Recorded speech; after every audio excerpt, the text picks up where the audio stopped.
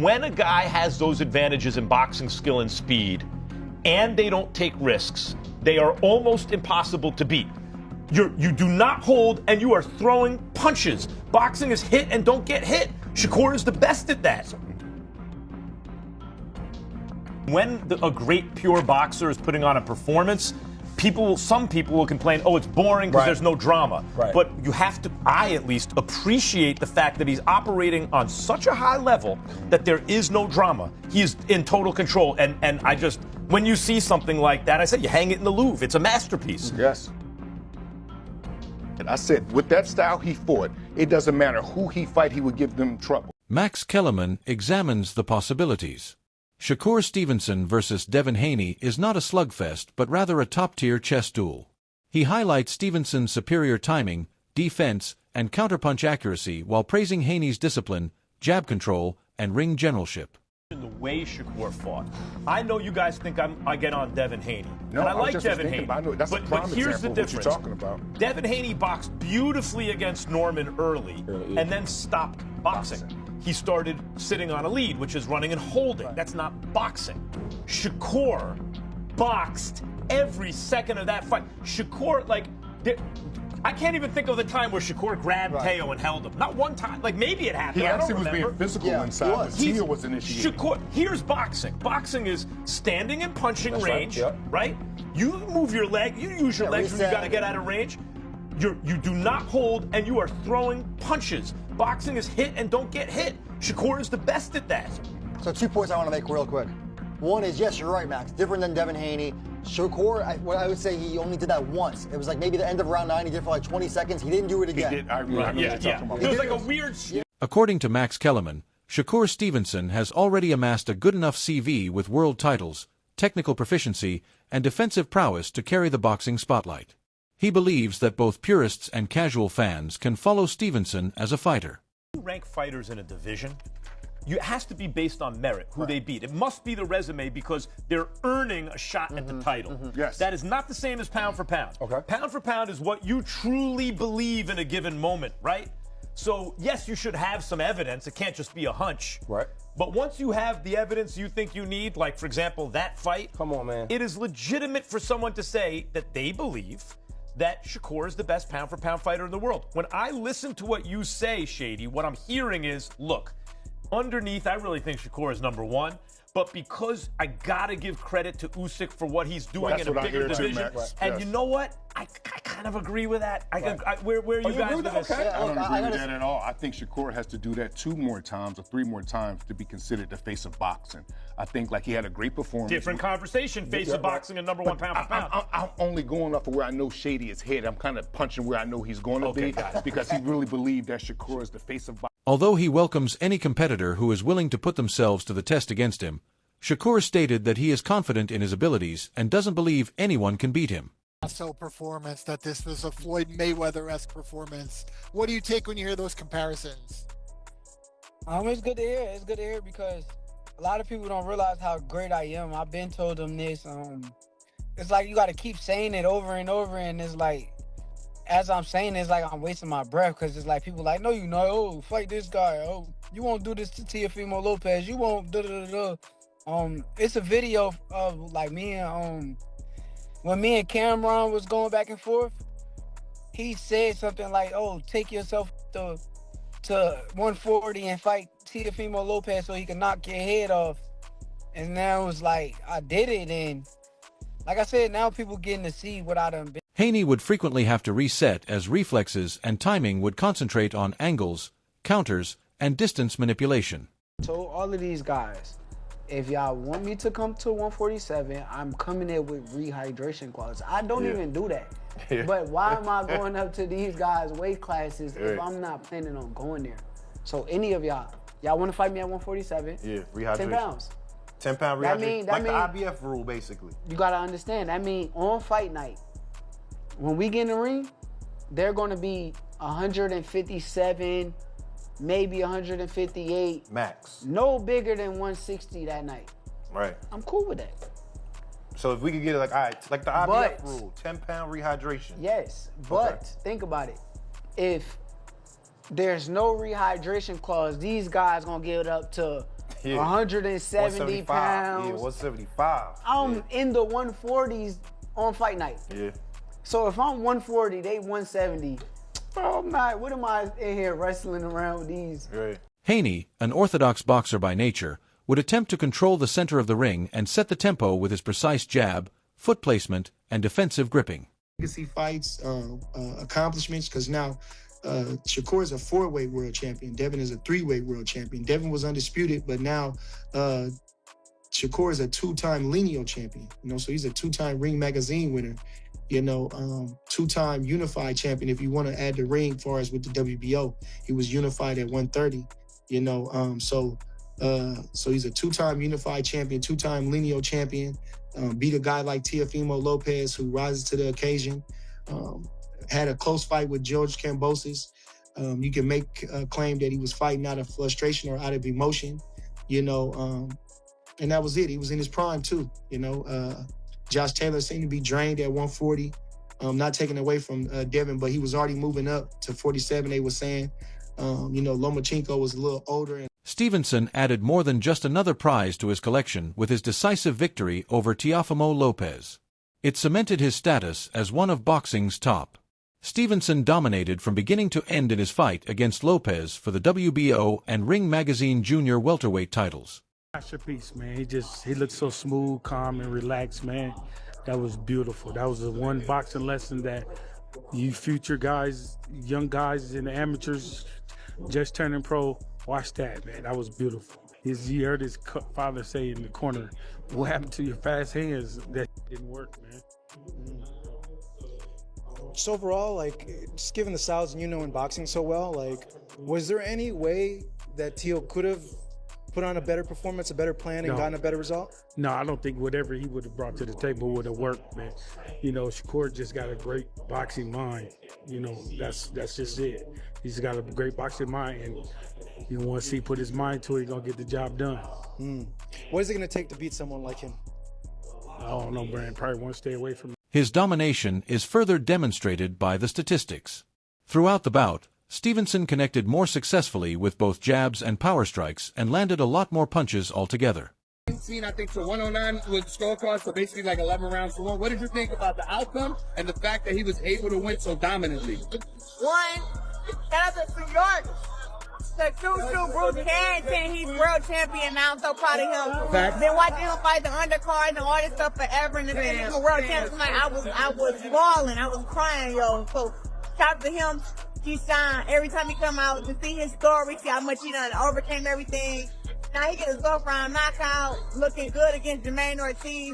Wonderful. Now we got the main event with Shakur, and I knew that was gonna happen. Everybody be talking all that rah to me. I know boxing, and like I told y'all, we was gonna see a little bit of athleticism, but we was gonna see Shakur be using his jab, going to the body, and we saw blood today. Shakur did great today. Only thing I can ask for is stopping. I can ask. Floyd Mayweather said that a previous sparring session between Shakur Stevenson and Devin Haney was extremely competitive and shown exceptional skill.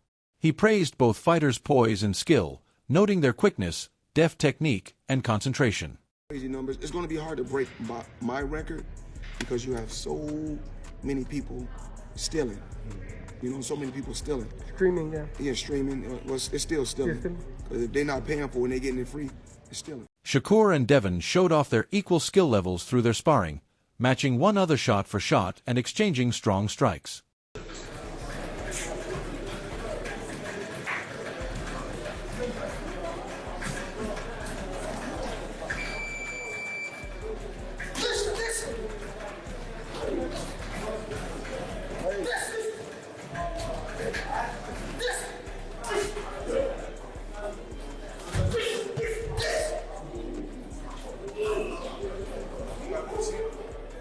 Stevenson has stated unequivocally that he is ready to take on any opponent that wants to confront him.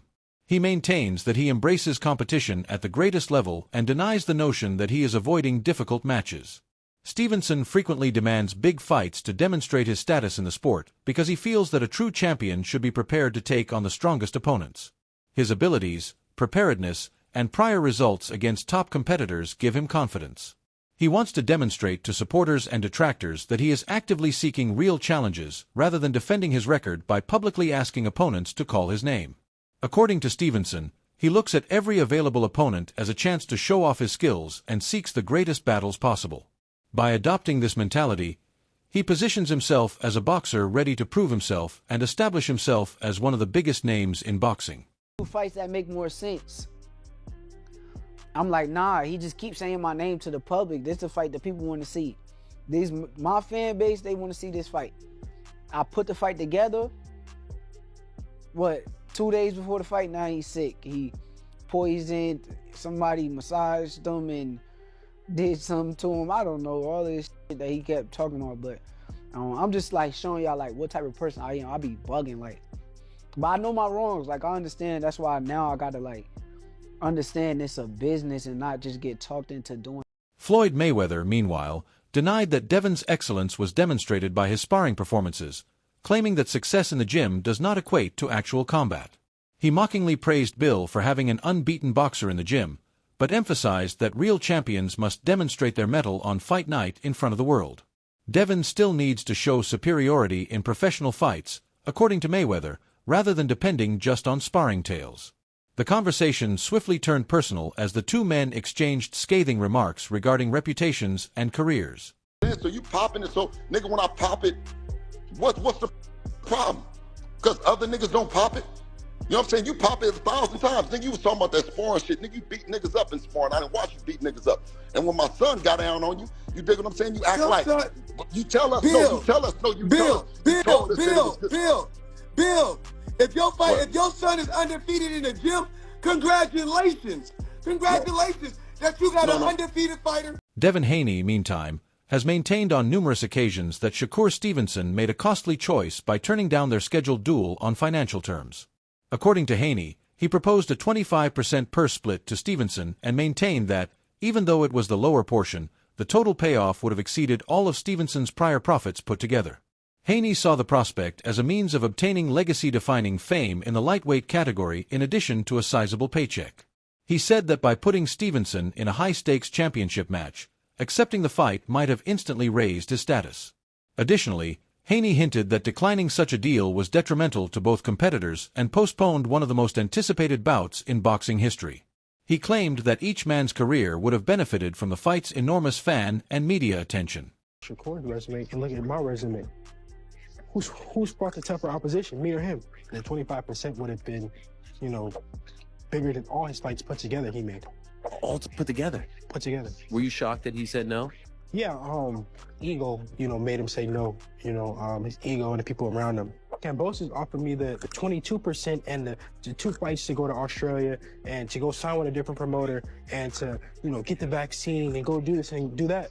Now that I'm the champion and I'm giving somebody the offer to make more money than they ever made in their life, put together in all their fights, I'm the bad guy. I'm the bad guy. See, when I fought Kambosos, it wasn't for all the money. I was fighting for the same money that I was already making. I know that I could beat him. I know that once I win, I'm gonna be able to call the shots and make all the money myself. So now it's that time, and they Sean Porter looks at what might be a Shakur. One of the most competitive fights that might be made in boxing today is Stevenson versus Devin Haney.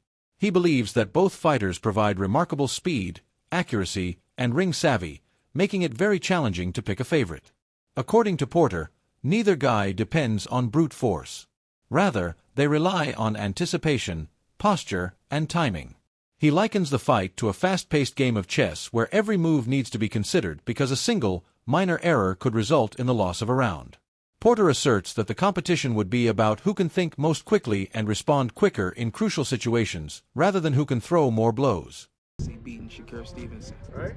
I really don't know who I see beating him. It's good. The thing with that is it's an amazing fight because both guys are very quick, very intuitive, and very fast and sharp.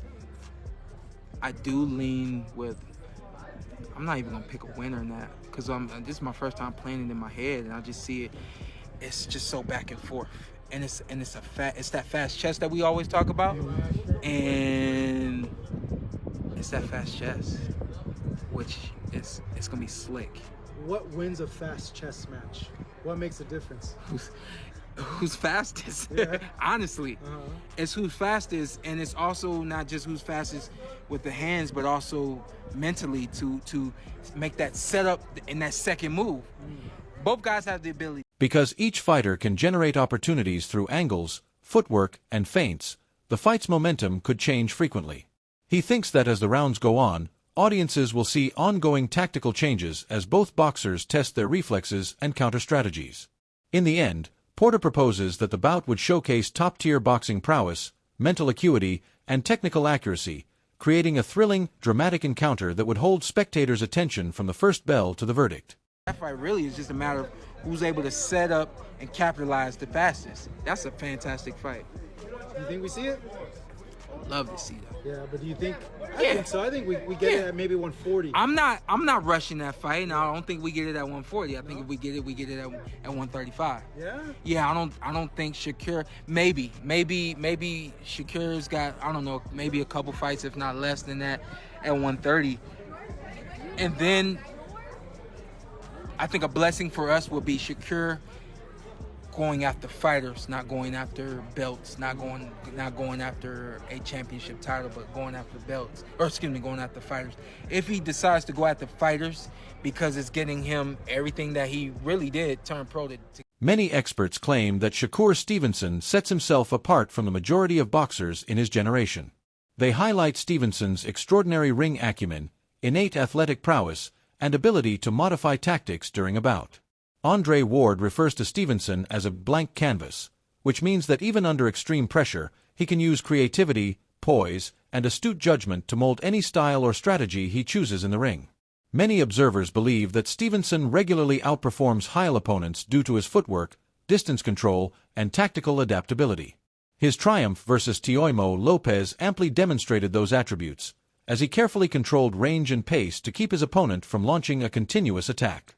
Ward's compliment is consistent with a broader consensus among experts that Stevenson's superior technical prowess and boxing knowledge were the main factors in that decisive victory. They believe that his accuracy, endurance, and versatility set him apart from many of his peers and make him one of the most complete modern fighters in the sport. He better leave that alone. What did you think of Shakur's performance He tonight? did what he had to do, man. You know, there's always room for improvement. You know, I think he had a lot of stuff he could have did, but he's so talented and gifted, man. You know, you also got to trust what he's seeing in there. You know, we're on the outside, you know. But I think he put on a tremendous performance, and obviously, you know, the level he's at, you always look for things he could do better, you know. What did you see from the outside that he might? I mean, I'm just saying, like, you know, like I think it was a lot of body work and stuff like that. He could have touched on, but again, he's in there, you know. So he's seeing stuff, he's feeling the punches. We not, so you got to trust what he's seeing. Teofimo just couldn't get going. He put on well, he tried to get going. He just wasn't allowed to.